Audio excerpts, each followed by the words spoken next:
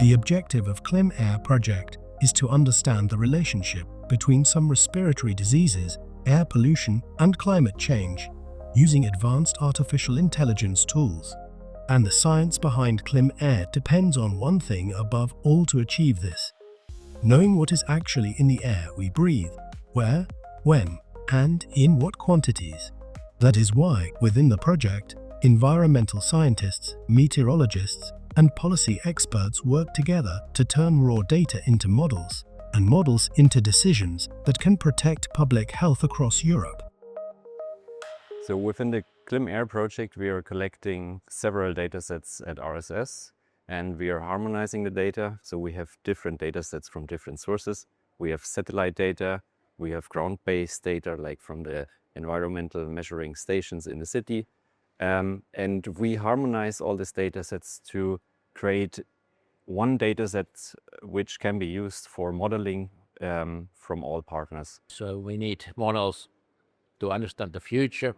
And of course, the models also help us to understand the current situation, because with air quality, we can't measure everywhere. So the models are the ones which tell us what is the air quality and what are the pollution situation in locations where we are not able to measure anything. And the most important thing is that the air quality and climate change, they need to be understood far ahead in the future, and the models are the only thing which can help with that. For air pollution modeling, we basically use data not only from the measuring stations in the city, which are giving us the information, but we are also using data from the surroundings. Like we are taking into account like agricultural fields around the city. We are taking into account different tree types in the city.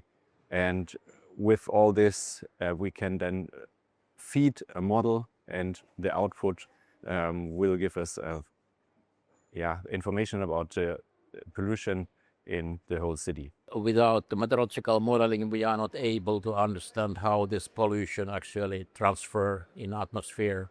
So the meteorological modeling is the sort of basis of understanding what happens with the pollution.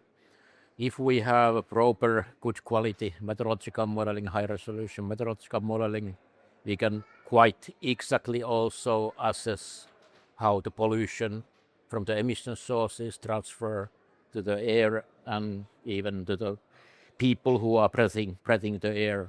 And without climate models and without the information they are able to give us, we don't have any clue what is going to happen. We know that, okay, this summer may be hotter than the last summer, but it doesn't tell anything about what is going to happen in 20 years or 50 years. And for deciding on making the political decisions about emissions and things like that, that's the only thing which can sort of help us to understand what the models can predict is putting this all information we are able to collect now from emissions and the political decisions for the future.